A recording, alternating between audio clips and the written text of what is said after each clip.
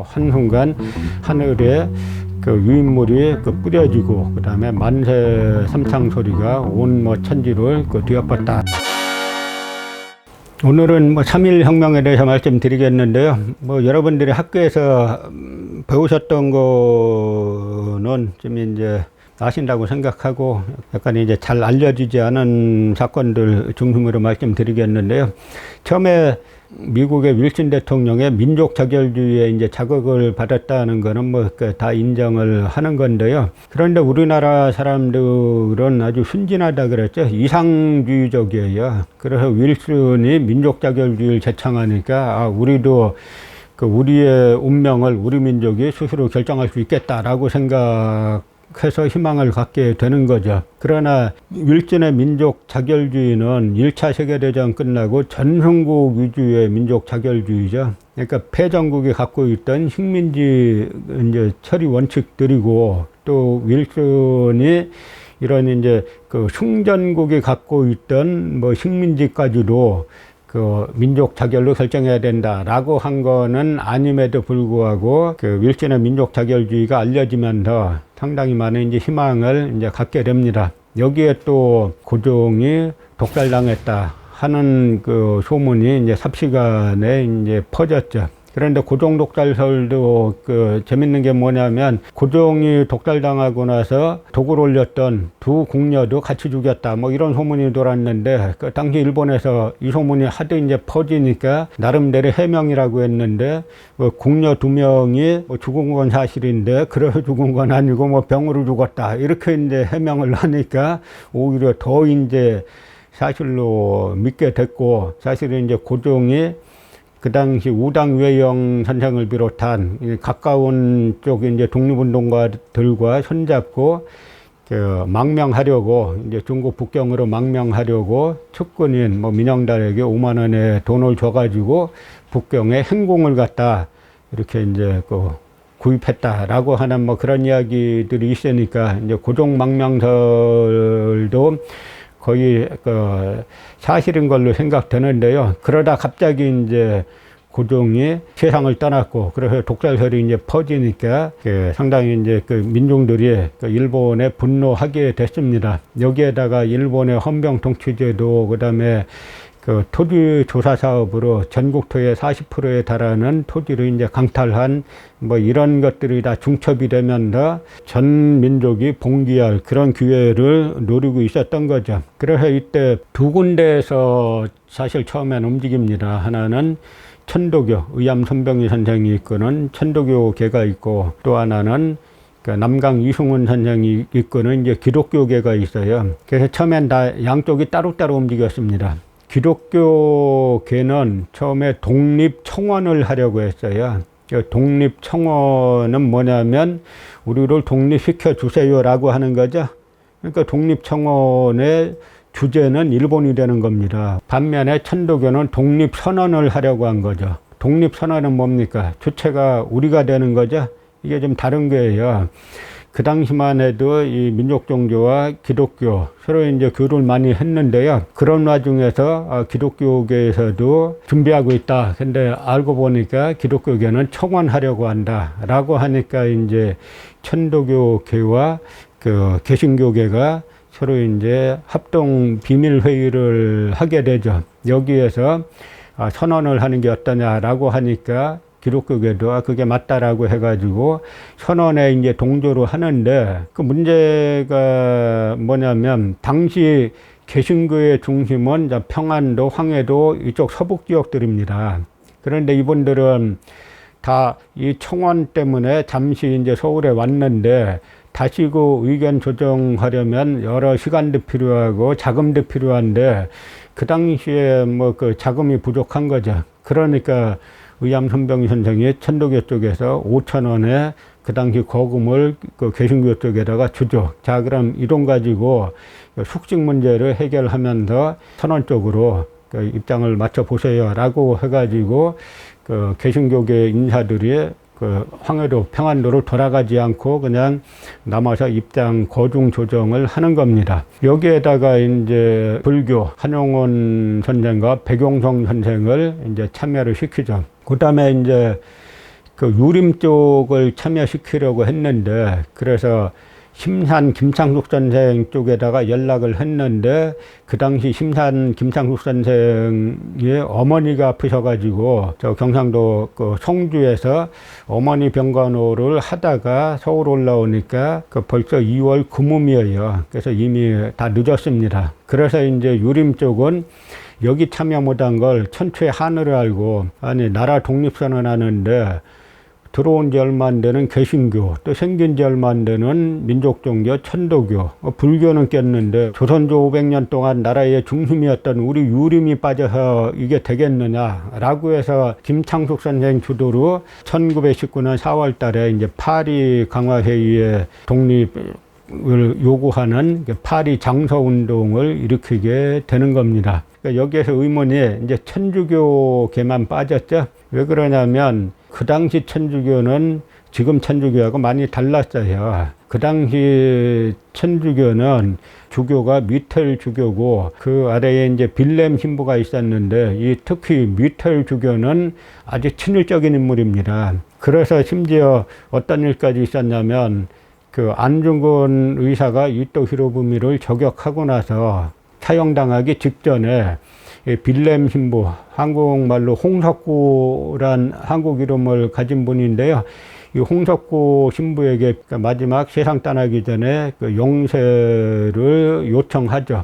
그래서 이제 빌렘 신부가 그 여순까지 가가지고 마지막 용세를 주는데 이거 줬다고 성무 정지, 그러니까 성스러운 직무 정지를 당해가지고 프랑스로 쫓겨갔죠. 그러고 나서 나중에 빌렘 신부가 오려고 하니까 계속 그 총독부에서 허가를 안 해줬죠. 여기다가 또 당시 안중근 의사의 사촌 동생인 안명근 선생의 뭐 백오인 사건이라든지 이런 걸 갖다가 빌렘 신부에게 다 이야기하면은 또 빌렘 신부가 미텔 주교에게 이야기하죠. 그럼 미텔이 바로 총독부에 그 경찰에 이야기해가지고 사건이 와야 되는 이런 사건이 이제 많이 있었기 때문에 천주교 쪽에 이야기하면 정보가 새나간다 해가지고 천주교는 관여를 안 시킨 겁니다. 그러니까 그 이후에 우리가 7, 80년대에 김수환 추기경 중심으로 지학전주교 중심으로 민주화 운동에 나섰던 그런 천주교와 이 당시 천주교는 상당히 좀 달랐습니다. 그런데 이때 손병희 선생은 소위 친일파라고 불리는 인물들까지 다 포섭하려고 했어요. 그래서 심지어 이완용한테도 그 접촉했다라고 하는 그 이야기가 있을 정도였는데 그 이유에 대해서 손병희 선생은 매국노 중에 매국노인 이완용까지 가담하면 3천만이 다 가담하는 거 아니냐라고 이제 이야기를 하죠. 그만큼 의암 손병희 선생은 배포가 대단히 큰 분이었죠. 그래서 이제 마지막 날에 그 민족 대표들이 그래서 그 개신교계 16명, 천도교계 15명, 그리고 이제 불교계 2명 해서 33명으로 이제 결정이 되고요. 그런데 그 민족 대표들만 이렇게 선언한다 그래서 그게 무슨 여파가 있겠습니까? 실제 행동에 옮길 그 조직들이 있어야죠. 그래서 그 조직들은 학생 조직들이 대신을 하는 겁니다. 그 당시에 연희전문학교의 대표가 이제 김원벽이란 인물이었고요. 그 다음에 보성전문학교의 대표가 이제 강기덕이란 인물이었고, 그 다음에 경성의전, 그 의과대학의 이제 대표가 한위건이라는 인물인데, 나중에 이 한위건이라는 인물은 이 조선공산당 사회주의를 이제 전향해가지고 조선공산당 역사에 대단히 이제 중요한 역할을 하게 되는 인물이고, 김산의 아리랑에도 여러 번 이제 등장하는 그런 인물이에요. 근데 이런 것들이 말해지는 게 뭐냐면 한국은 전부 다 사회주의도 민족적 좌파라는 거예요. 전부 다 민족주의 틀내에서 나라를 빼앗겼으니까 민족주의 틀내에서 민족적 좌파가 되고 민족적 우파가 되는 그런 구조가 이 3.1혁명에서도 그대로 드러나는 겁니다. 그런데 바로 이제 그 거사하기 전날 2월 금음날에 회의를 하는데 회의에서 이제 그런 이야기를 하죠. 이 고사를 하는데 저 파고다 공원에서 우리가 다 나가서 하면은 사태가 어떻게 될지 모른다. 그러니까 이제 파고다 공원 그 실제 시위는 학생들이 주도하게 하고 우리 민족 대표들은 명월관에서 독립선언을 하자. 라고 하는데 명월관에 분점인 태화관이 있어요. 명월관이란 곳은 그 조선의 이제 마지막 대령 숙수라고 해가지고 원래 이제 왕실에서 궁궐의 최고 요리사는 대부분 남성들이에요. 그런데 그 요리사로 있던 안순환이라는 인물이 있는데요. 이 인물이 사실 그림도 좀 그리고 글씨도 좀 쓰고 해가지고 꽤 이제 그 다방면으로 유명한 인물인데, 이 안순환이 한국에도 뭐 외국에서 손님들이 오면은 대접할 만한 장소가 있어야 되지 않겠냐라고 해서 이제 만든 것이 그 명월관이고, 명월관이 장사가 잘 되니까 그 다음에 분점으로 태화관을 냈던 겁니다. 원래 명월관은 지금 광화문 남쪽에 있었다고 이제 하죠. 그래서 이때 그 다음 날 학생들과 시민들은, 군중들은 파고다공원, 이제 탑골공원에 모였고, 민족 대표들은 태화관에 모였습니다. 그런데 이때 의사소통이 서로 원활하게 안 됐어요. 그래서 보성전문의 대표였던 강기록이란 분이 태화관까지 찾아왔죠. 찾아와가지고 좀 옥신각신이 벌어졌는데, 이때 이제 한 이야기가 뭐냐면 민족 대표들이 우리가 여기서 하더라도 최종 책임은 다 우리가 진다 라고 말하죠. 그게 이제 강기덕의 신문 조서에 나오는 이야기입니다. 그러니까 사실 맞는 말이에요. 그러니까 뭐냐면 민족 대표들이 그 만들긴 다 그쪽에 다 만들었죠. 독립선언서도 쓰고 독립선언서 배포도 그쪽에 다 하고, 단지 이제 그 현장을 갔다가 막상 이제 현장에 가면 어떤 일이 이제 발생할지 모른다. 유혈 사태를 상당히 우려한 거죠. 그래서 이제 태화관에 모여서 했지만 최종 책임은 다 이제 민족 대표들이 지게 돼 있는 거죠. 이걸 갖다 나중에 뭐 안 갔느니 뭐니 해가지고 이 비판하고 막 하는 뭐 사람들이 있는데, 그건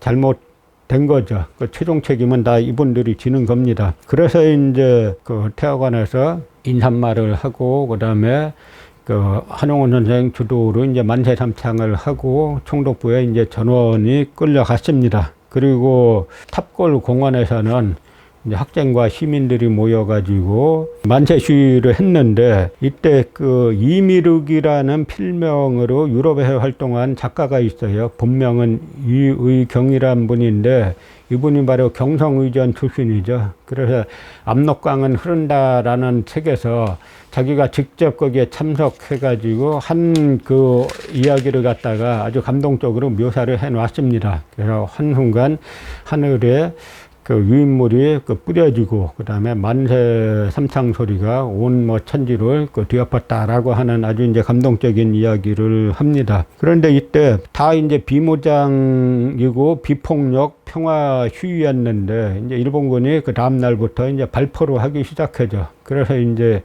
무수히 많은 사람들이 비무장이었음에도 불구하고 무수히 많은 사람들이 그 세상을 떠나게 되죠. 지금 미얀마에서 벌어지고 있는 사태와 마찬가지라고 이제 볼 수 있는데, 어떻게 보면 이제 미얀마적 군부에서 그 비폭력인 자국 국민들을 갖다 저렇게 쏴죽이는 저 여파가 나중에 대단히 오래 갈 거고, 결국 군부가 이길 수 없게 돼 있어요. 우리나라도 5.18 광주 항쟁 때 국군이 총을 쏘니까 거기에서 이제 체제 자체를 부정적으로 생각하는 사람들이 많이 나온 거죠. 이것이 이제 자기네가 일시적으로는 힘으로 권력을 잡을 수 있어도 결국은 스스로의 존재 가치를 부정하는 거기 때문에 이제 오래 갈 수가 없는 거죠.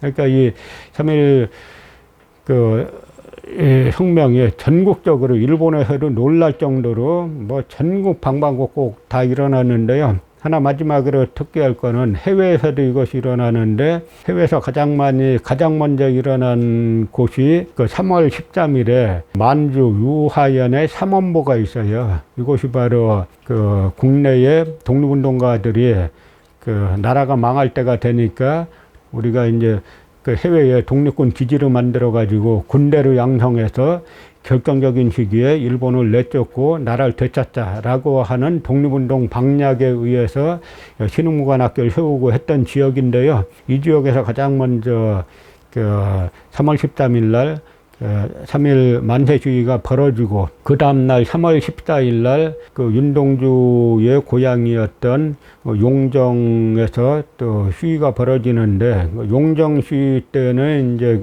일본인들이 중국 경찰 이쪽에 몰래 숨어가지고 발포를 하는 바람에 다수의 사상자가 나기도 했던 그런 사건이죠. 그래서 이 3.1 혁명은 일본이 10년 동안 아주 폭압적으로 지배했는데 여기에서 전 민족이 다 같이 들고 일어난 그런 사건이고, 그래서 이 3.1 혁명이 바로 현재의 대한민국의 정체성을 그대로 이야기해주는 그런 이제 사건이죠. 그래서 우리나라 재헌헌법에서도 48년도에 제정했던 재헌헌법에서도 바로 이제 그 3.1 그 운동 이야기가 나오고, 지금 우리가 사용하고 있는 1987년에 만든 헌법에서도 3.1 운동으로 수립된 대한민국 임시정부의 법통을 계승하여라고 헌법 전문에 정확히 규정되어 있는 것이 3.1 혁명이 우리 대한민국을 만든 가장 이제 결정적인 사건이자 모체이기 때문입니다.